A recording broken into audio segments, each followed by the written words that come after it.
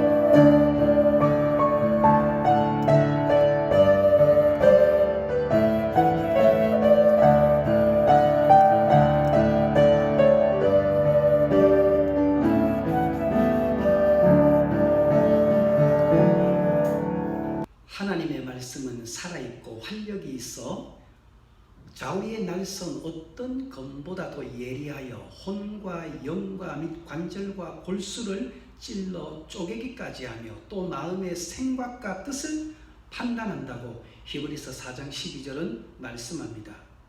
능력은 메신저에게 있는 것이 아니라 메시지에게 있습니다.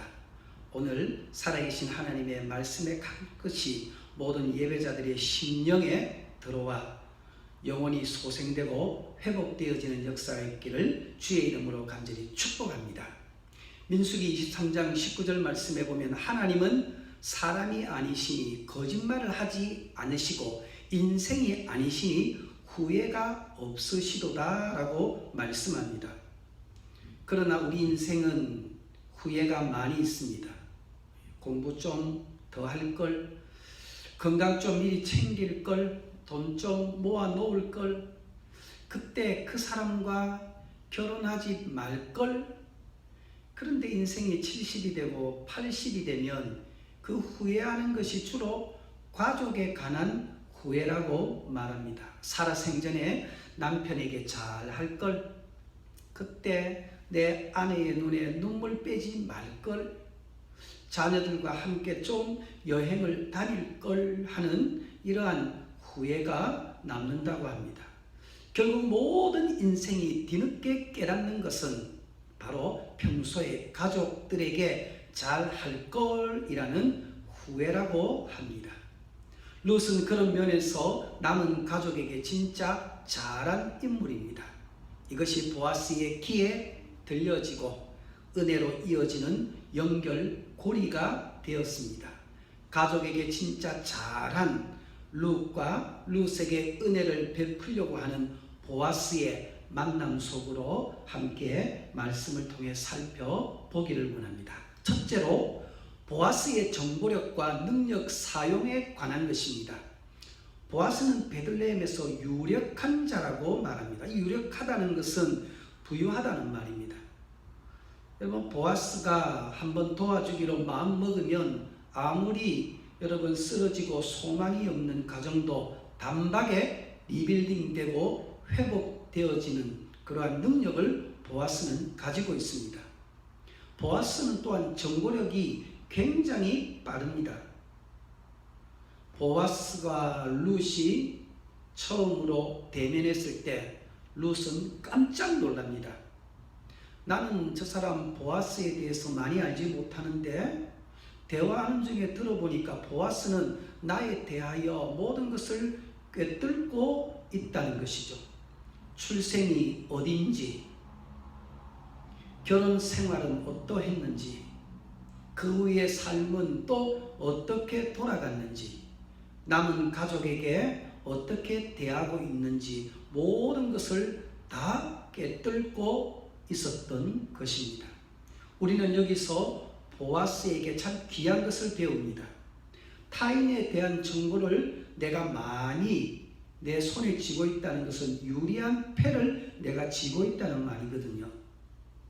상대방의 정보를 내가 과거나 모든 것들에 대하여 정보를 속속히 내가 알고 있으면 여러분 그 사람을 윽박지르거나 그 사람을 비난하거나 그 사람을 내 수하에 두려는 수단으로 사용할 가능성이 아주 크다는 것이죠. 그러나 보아스는 그 모든 알고 있는 룻에 관한 정보를 가지고 룻에 대하여 그렇게 대하지 아니하고 오히려 위로하고 오히려 격려하고 오히려 소망을 불어 넣어주는 수단으로 사용하고 있다는 것입니다. 이 부분에 대해서 저와 여러분은 보아스를 닮아야 하는 것입니다. 여러분 보아스가 룻에 대한 모든 것을 다 알고 너 알고 보니 이방 여자구나, 너 알고 보니 모압 실업 고등학교 준태구나, 너 알고 보니 결혼 생활 엉망이었구나, 너 알고 보니 보아스를 따라온 것은 무슨 불순한 의도가 있는 것이 아니냐라고 말하지 않았다는 것이죠. 여러분 보아스는 룻의 수치스럽고 실패하고 아팠던 그 모든 과거의 정보를 듣고 오히려 그것을 가지고 이 룻을 위로하고 격려하고 보듬어주고 신앙적으로 소망을 넣어 주었다는 것입니다. 사랑하는 예배자 여러분, 어쩌면 나에 대한 모든 치부, 약점들을 다 알고 있는 것이 나와 함께 생활하고 있는 가족인지 모릅니다. 여러분, 우리는 이러한 가족들에 대해서 아는 것만큼 여러분 우리는 그 가족들에게 보아스처럼 대해야 합니다. 내 그럴 줄 알았어. 당신이 하는 일이 맨날 그렇지 뭐. 아들아 딸아 요즘 네 하는 행동 보니까 답답하다. 네 인생 종쳤다 라고 그렇게 말을 해서는 안 된다는 것입니다. 우리는 함께하는 가족들, 교회 지체들에게 내가 상대방보다 더 많은 것을 그 사람에 대해서 알고 있으면 그걸 기도 제목으로 삼고 오히려 위로하고 격려해주고 소망을 불어넣어주는 그러한 여러분 정보 수단으로 사용해야 한다는 것입니다. 보아스는 그런 면에서 주님을 빼닮았습니다. 우리 주님은 얼마나 부유하십니까? 우리 주님은 여러분 우리의 안고 일어선 생각까지도 다 아시는 분이죠. 정보력이 뛰어나신 분입니다. 그 하나님은 우리에게 어떻게 대하십니까? 우리를 윽박지거나 코나로 몰아붙이는 것이 아니라 우리를 언제나 위로하고 토닥거려주고 이전보다 더 나은 사람으로 인생으로 살려고 우리를 도와주시는 분이 바로 우리 주님이십니다. 룻의 모든 것을 알고 있던 보아스가 룻에게는 정말 복된 사람이었던 것처럼 우리의 지난날의 모든 것을 알고 계시는 우리 주님이 우리에게는 복된 일이라는 것을 여러분 우리는 기억해야 합니다. 두 번째로 그런 보아스의 마음을 흔든 룻의 두 가지 행실에 대하여 살펴보기를 원합니다. 사람은 그냥 호의적이지 않습니다. 까닭 없이 호의를 베푸는 사람은 없습니다. 무언가 감동을 먹을 때 호의를 베푸는 것이죠. 보아스는 룻의 두 가지 행실을 듣고 그에게 감동을 먹고 은혜를 베풀고 있음을 보게 됩니다.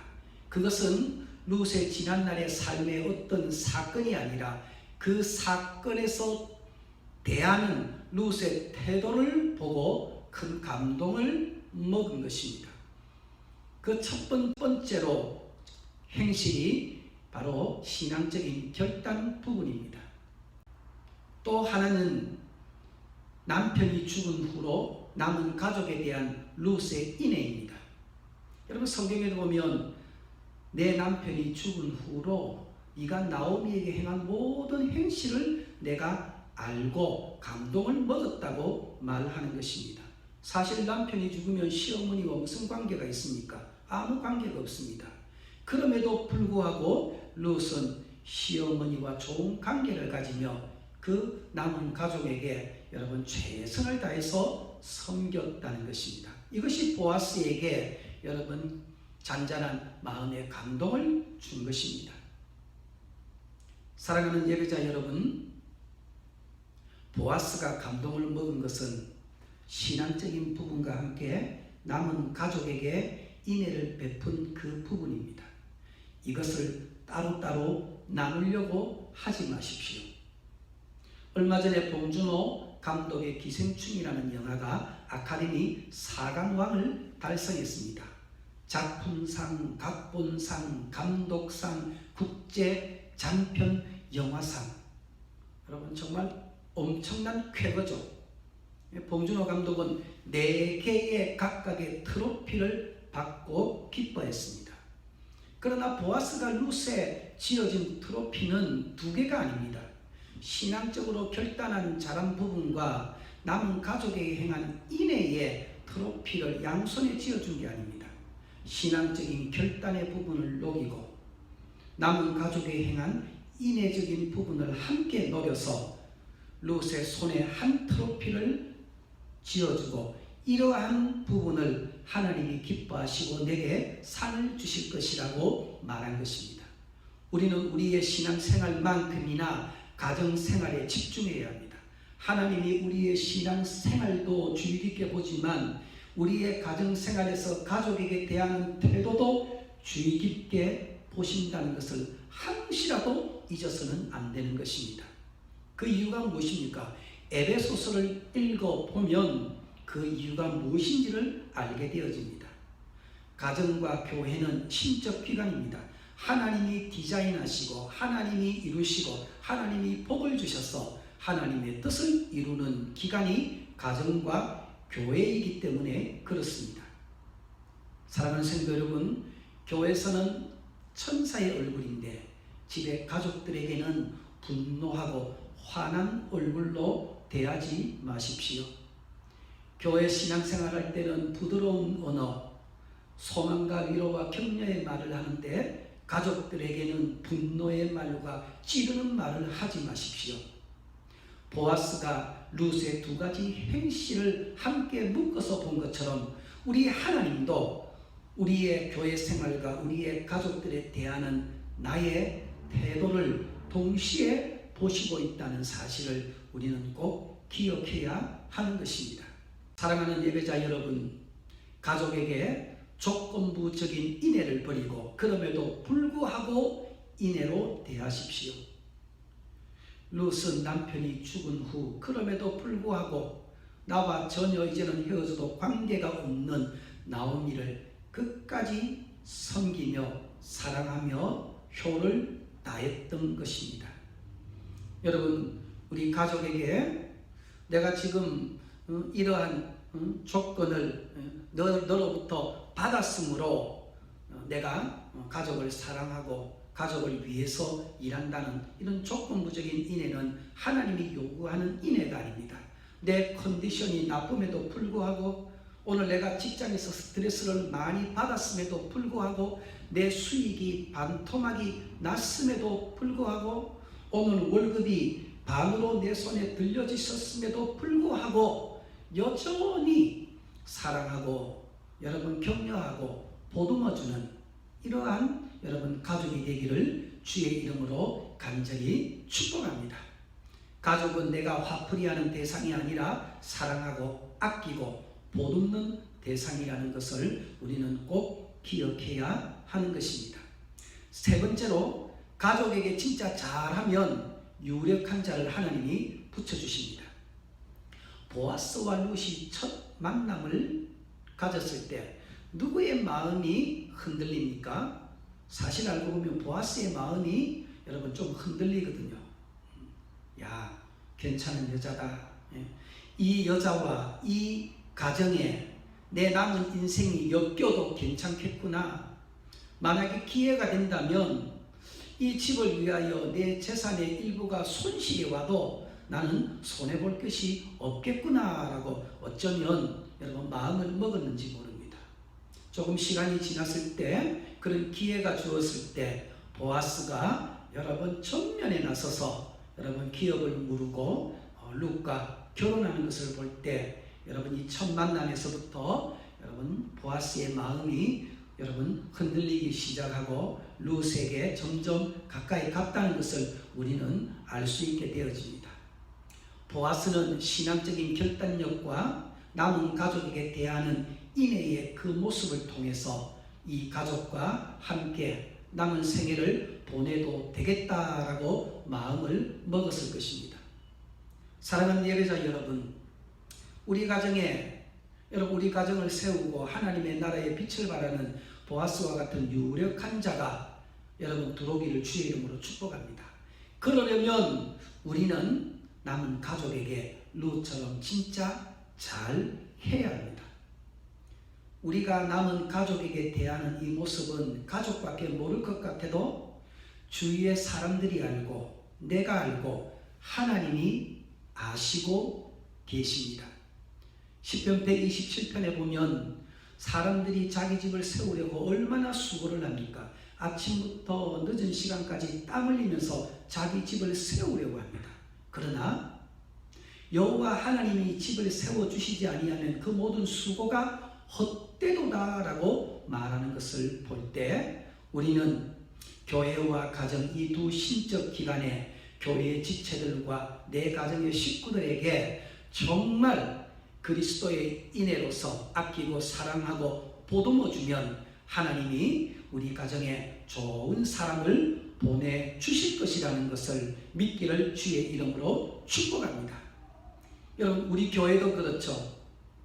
우리가 서로 여러분 지체들끼리 한 몸의 지체로서 아끼고 사랑하고 아파하고 함께 보듬으면 하나님이 이 모습을 보고 우리 교회에 하나님의 뜻을 펼칠 유력한 보아스와 같은 사람을 하나님은 새 가족으로 보내주실 줄 믿습니다. 여러분의 가정에도 우리 교회에도 이러한 유력한 자를 하나님이 보내주시기를 주의 이름으로 간절히 축복합니다. 마지막으로 하나 더 살펴볼 것은 보아스의 언어가 여러분의 집에 가득하기를 축복합니다. 룻이 하루 종일 이삭을 주울 때 모은 그 양식 때문에 기뻐하는 것보다 보아스가 한마디 위로하는 말 때문에 자기는 너무너무 위로를 받고 자존감을 회복하고 행복해졌다고 보아스에게 말을 하고 있습니다. 우리는 가까운 가족들에게 보아스의 고급 언어를 사용해야 합니다. 함부로 대하면 안 됩니다. 고급 언어라는 것은 위로하는 말, 격려하는 말, 소망을 불어넣어주는 말, 신앙적인 말이 고급 언어입니다. 오늘부터 여러분의 집에 가시같이 찌르는 이러한 말, 비난하는 말, 조롱하는 말, 투명인간같이 취급하는 이러한 말은 예수 그리스도의 능력으로 다 떠나가고 보아스가 했던 이러한 아름다운 말들이 여러분의 가정에, 거실에, 부부 침실에, 자녀방에 가득하기를 주의 이름으로 간절히 축복합니다. 말씀을 마치겠습니다. 우리는 코에 호흡이 있을 동안에 여호와를 경배하며 찬양해야 합니다. 우리는 코에 호흡이 있을 동안에 우리의 남은 가족에게 진짜 잘 해야 합니다. 이것이 행복이고 이것이 천국입니다. 여러분의 가정에 이러한 하나님의 회복의 역사가 있기를 주의 이름으로 축복합니다. 한 주간도 승리하기를 주의 이름으로 다시 한번 축복합니다.